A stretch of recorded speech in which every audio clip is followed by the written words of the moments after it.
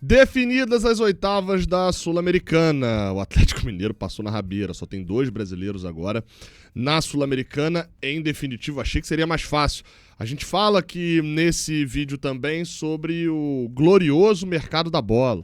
Exatamente, a gente vai abordar aqui sobre Nino. Você esperava essa notícia de que o Nino está sendo monitorado pelo Fluminense? E mais ainda, né, que o Nino tem valor estampado por ele? Vou falar um pouco sobre isso aqui nesse vídeo do Raiz Tricolor também. Não esquecendo também, claro, de falar sobre Facundo Bernal. Vamos rodar a vinheta do Giro de Notícias e a gente volta para abordar essas notícias do Fluminense.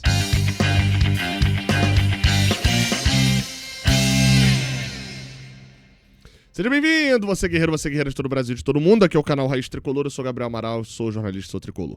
Deixa o like aqui embaixo, se inscreve aqui no canal e vamos embora pra gente poder falar de Fluminense. A notícia que acabou de acontecer, a gente começa por ela, é a Copa Sul-Americana, tá definida. As oitavas de final da Sula, o Fluminense enfrentará o América de Cali, isso a gente já sabia ontem, pega quem passar de Central Córdoba e Lanús.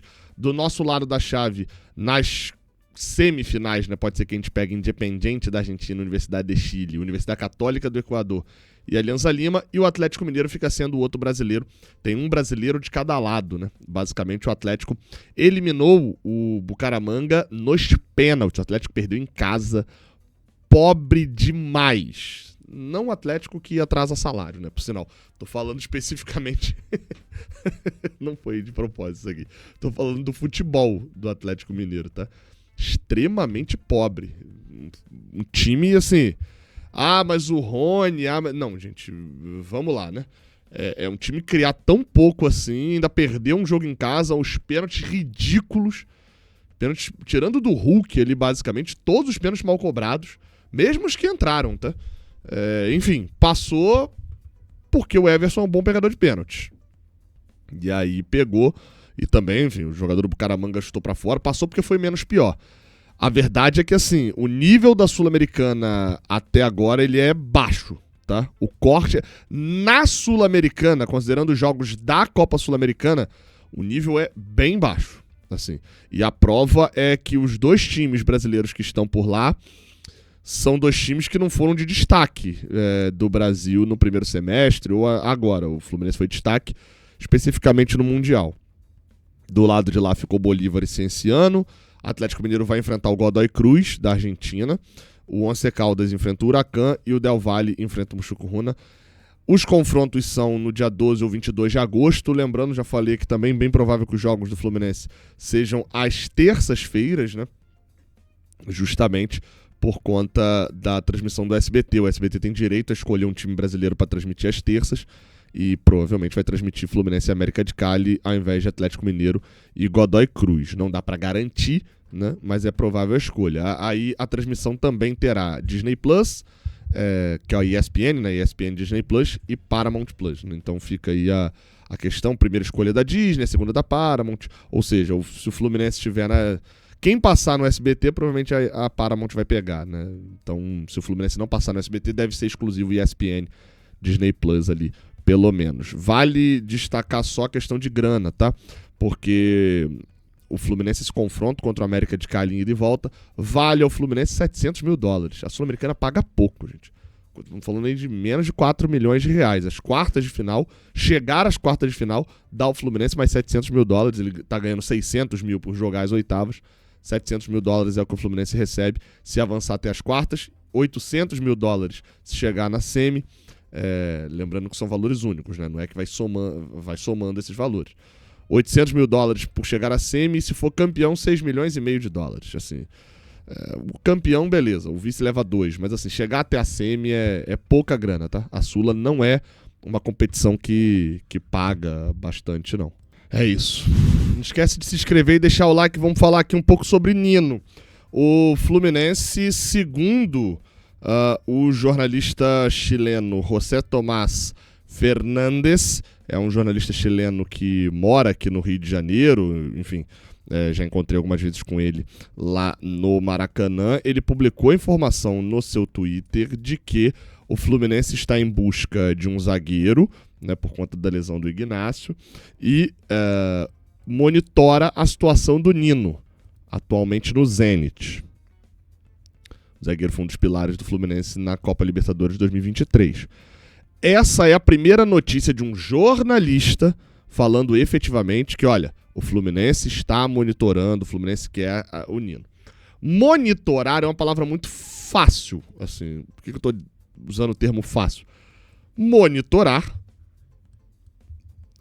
de certa maneira, quase todo jogador é monitorado. Tem gente de dentro do Fluminense vendo o Nino jogar.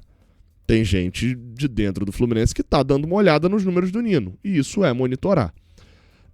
A notícia que saiu sobre o Nino nessa semana foi do Lucas Pedrosa, que é do canal do Pedrosa. Né? A pegada do Lessa ali, né? Lessa do canal do Lessa, Pedrosa do canal do Pedrosa.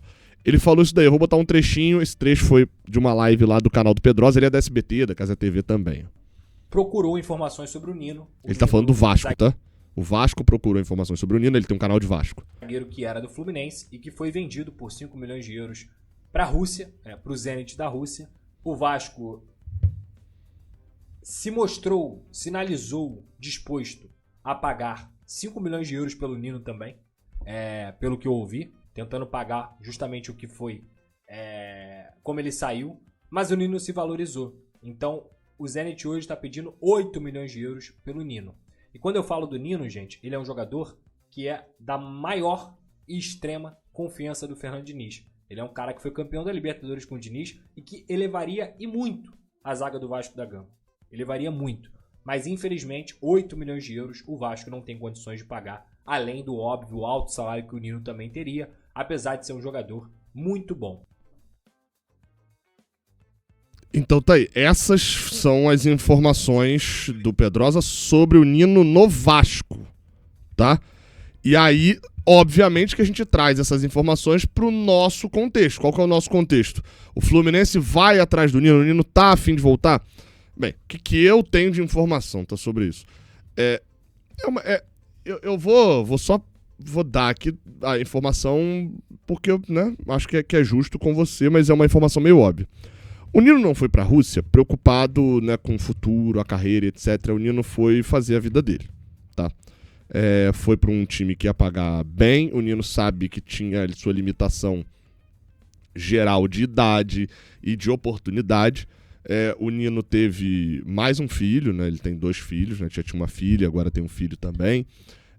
O filho dele, enfim, nasceu na Rússia já, ou nasceu aqui no Brasil e foram pra Rússia, enfim, mas foi ali mais ou menos no mesmo período. E ele já tá lá, gente, há 2 anos, né? Vai fazer 1 ano e meio, na verdade. Foi na virada de 23 para 24. É óbvio que assim que o Nino tiver a oportunidade de voltar ao Brasil, ele vai pretender voltar ao Brasil dando um foco no Fluminense. Mas o Fluminense precisa ter dinheiro e disposição para pagar o Zenit. Hoje o cenário é de quê, Gabriel? Hoje o cenário é disso que o Pedrosa falou. 8 milhões de euros. O Fluminense tem 8 milhões de euros para pagar num zagueiro?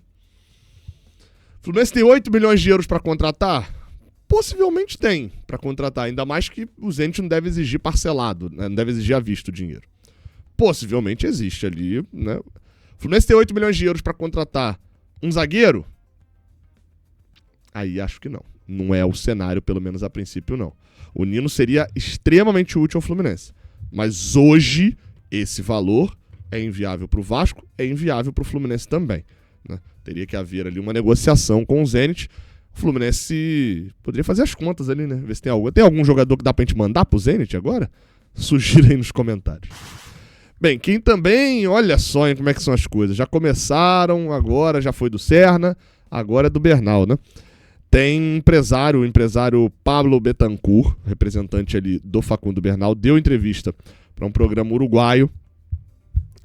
O Facundo Bernal é uruguaio, né? E ele falou O seguinte, eu vou botar aí na tela o trecho. Eu fiz uma parada que algumas pessoas às vezes me pedem e eu compreendo perfeitamente, né? Que muita gente só ouve o programa, tá? Só ouve o Raiz Tricolor, o programa. Só ouve o Raiz Tricolor. Seja porque os dados móveis não dá pra ficar assistindo, seja porque tem deficiência visual, enfim, tem alguma necessidade ali especial de visão. Então, eu vou fazer um teste aqui. Eu já fiz isso uma vez, ficou bem ruim, então vou fazer novamente. Que é de colocar o trecho, principalmente quando tá em um espanhol um pouco mais difícil de entender e etc. Às vezes tá bem simples. Mas de colocar uma tradução de IA. Eu não sou dublador, né? Mas enfim, vou botar essa tradução de IA. Depois vocês me dão um feedback aí se gostaram, se não gostaram, mas é uma tentativa também de minimizar ali os danos para quem não consegue estar olhando para a tela. O empresário do Facundo Bernal é esse de óculos escuro aí do canto da tela. Né? Procurou informações sobre o Nino. Peraí que eu botei o trecho do Pedrosa de novo. Agora sim. Deixa eu voltar aqui para botar com áudio. Os minutos de qualidade que teve Facundo Bernal. Te pergunto, a partir daí do que fez Facundo no Mundial de Clubes, há possibilidade de que dê um novo passo na sua carreira, por mais que não faz muito tempo que chegou ao Flu? Meu trabalho, como falamos com a Oliva, é gerar propostas e depois os clubes são os que aceitam. Eu gostei que a inteligência artificial decidiu que o apresentador é brasileiro e o empresário é português de Portugal, né? É português. Eu já tenho algo e vou falar com o pessoal do Fluminense. Não será fácil, porque o garoto tem 21 anos e já é titular no Fluminense, não é? É um futebol difícil para ser titular. E não fez um mau mundial, porque é preciso lembrar que ele vinha de 2 meses sem jogar, de uma lesão. O Bernal foi lesionado pro Mundial, foi como banco pro Mundial e virou titular mesmo, né? É titular no rodízio do Renato, né? Igualmente não foi mal.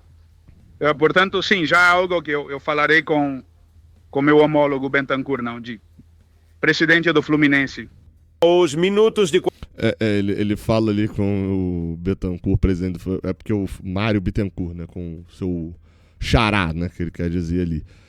Então assim, ele diz que tem alguma coisa, né? Existe alguma coisa aqui, ó, ele fala no início, né? Meu trabalho, como falamos com a Oliva, é gerar propostas e depois os clubes são os que aceitam. Eu já tenho algo e vou falar com o pessoal do Fluminense. Não se... Ou seja, o trabalho dele é gerar propostas e os clubes veem se aceitam ou não. Essa é a função dele como representante. E ele já tem algo pro Facundo Bernal. Vale a lembrança, tá?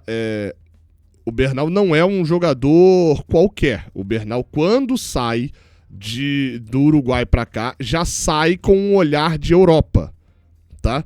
O olhar do Bernal era um olhar de Fluminense e Europa, porque ele já tinha uma projeção dentro do futebol uruguaio, tem dupla nacionalidade, o Facundo Bernal é italiano também, o que faz com que ele chegue em ligas europeias e não seja tratado como estrangeiro, né? Não precisa de vaga de estrangeiro e etc. É um pra gente ficar de olho, né? É um pra gente ficar de olho em relação até mesmo a possível grana de saída do Facundo Bernal. Porque quando o Fluminense comprou, né, foi lá no Defensor e comprou, o Fluminense pagou 3,5 milhões de dólares na época por 60% do Bernal. Tá? Então 3,5 milhões de dólares por 60%. Ou seja, qualquer proposta que chegue agora pro Bernal, se for para levar 100% dele, não pode ser menor que 6 milhões de dólares. O valor tem que ir lá pro alto. Também não pode ser 7, também pra gente não ter lucro nenhum. Então, como ele falou, ele tá na dele de levar propostas, resta saber se vão trazer uma proposta de 10, de 15 pro Bernal? Não, nesse valor ainda é muito alto. Então, meu amigo, na minha visão, o Fluminense não tem nem que parar pra conversar. Não adianta ficar... Né? Acabei de falar aqui, a gente tem dinheiro ali pra ir buscar o Nino, mas não teria pra fazer outras contratações. E aí a gente vai vender o Bernal pra ter que buscar outro? Ele tá no trabalho dele, ele tá na função dele mesmo, arrumar proposta pro jogador dele pra onde ele quer ir. Agora, o Fluminense tem que estar na dele também, o presidente do Fluminense tem, ou deveria, né, ter que priorizar o Fluminense nesse foco, e não um sonho de jogador, acerto, promessa, né. Vamos ver como é que vai seguir isso. Deixa o like, se inscreve, tamo junto, até a próxima, valeu.